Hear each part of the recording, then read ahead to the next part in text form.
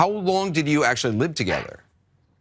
We were only roommates for a few months. And I also knew him as Anthony Zabrowski. So you knew him, why did he say he had two names then?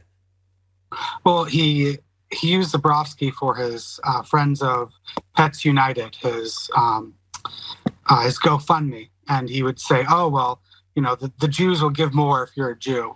And so that's the name he used for his GoFundMes.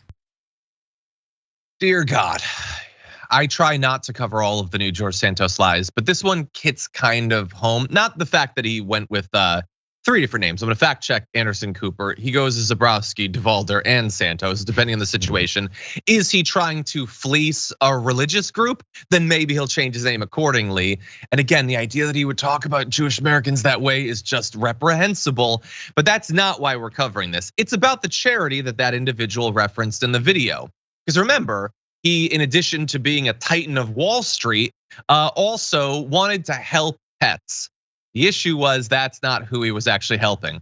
A US Navy veteran in New Jersey apparently seeking to save his beloved service dog from a life-threatening stomach tumor was connected with a man who called himself Anthony DeValder, who promised to raise the $3,000 required to pay for the animal's surgery. DeValder was, of course, actually George Santos, and he quickly disappeared from the veteran's life with all the money he'd raised for the dog. This is reporting done by Jacqueline Sweet for the Patch, by the way. So Richard Osthoff, 47-year-old veteran, told the New York outlet that Santos closed the GoFundMe in 2016 after they had fulfilled their fundraising goal and then some. So they raised more than the $3,000. George Santos stole it, robbing the dog of the medicine needed to take out the tumor, robbing the the veteran of any chance of the animal's life being saved. The dog, by the way, died. Okay, Sapphire did end up passing, and Osthoff, who had been out of work for over a year, turned to panhandling to afford the animal's euthanasia and cremation. Quote, one of the most degrading things I ever had to do.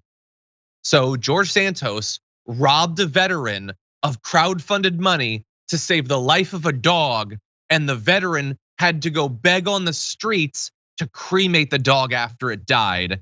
And that is among the sickest sequences of sentences I've ever needed to say on this show. And right now, he's going to get some new clothes to wear to the science committee because everything worked out fine for him. Not for Sapphire and not for Richard Osthoff, but for DeValder or Zabrowski or Santos or whatever the hell his name is. Everything's working out great for him, JR.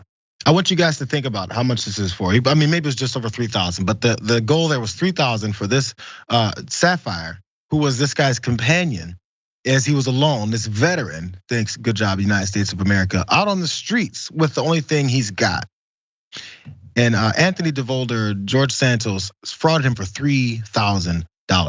It does sound like a decent amount of money for folks who have to struggle so much, but this guy went through all this trouble for $3,000, who then went on podcasts to brag about his self-made self and how he put himself through college. Colleges he never went to, but as long as he points that out, for $3,000. In New York, what does that get you, 1 month of rent in a box? Yeah, that's what he did this for. 100%. Really fast, just because that is by far the worst lie. And oh, by the way, related to this is the person so far that they've identified that he robbed in this charity, but just wait. He had posted this. He's raising money for Zizi, another dog, and he posted this himself. He said at one point, "For the most of you that know me, you know how serious I am with my work and the transparency it has." The idea, this guy continually projects. Anyway, that's not the only new lie. He lied about getting double knee replacements due to him being a star college volleyball player. He wasn't a star player. We have no verification that he's ever played volleyball in his life. He didn't go to those colleges. Did he even get the knee replacements? God only knows. He also said in August on the Steak for Breakfast podcast that he used to go to the Met Gala, but now they're discriminating against him based on his ethnicity, orientation, and political opinions. There is no evidence that he's ever been to the Met Gala. Tickets are $30,000 and it's invite only. Someone who is robbing vets for their dog's tumor money probably wasn't going to the Met Gala. And you referenced this, JR, in a podcast back in 2020, he also said, I put myself through college and got an MBA from NYU, and I have zero debt. I hate looking at youth today and seeing them sitting on their behinds. He didn't go there. He didn't get that degree, but he used it to attack young Americans who are burdened by student debt now. I think it's clear now. This is worse than the Herschel Walker stuff, right?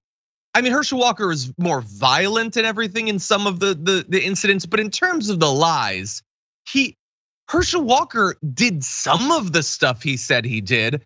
George Santos cannot go one appearance without lying about something shocking. And actually, Herschel Walker was a little uncomfortable once he was beginning to be exposed for all those lies. Santos does not crack even a inkling of being like, oh man, I think they got me. No, it's continued on. This double knee surgery. Come on, bro. Just some hardcore volleyball playing you did there, kid. Yeah. You know what, George? Let's go on the court, and I'm gonna set you, and I want to see you hit. I want to see you hit a volleyball. Just one time. I want to see what that looks like. Anyway, or if you're not down for volleyball now, could we like box or something? Because after what you did to that dog, I would like to go a few rounds with you, honestly. Yeah, no, I didn't even think about how much that's hitting you, John. Jesus. Someone stealing dogs' medical money. Anyway, he really is Trump-like, the way he despises dogs.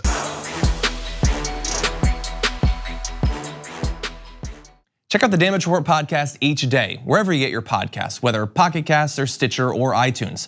You can join me as I give you the news and stories you want, with a range of co-hosts and interview guests jumping in on the fun each day. Again, that's the Damage Report, wherever you get your podcasts. And if you get them at iTunes, don't forget to rate and review. Sometimes I'll read them live on the show.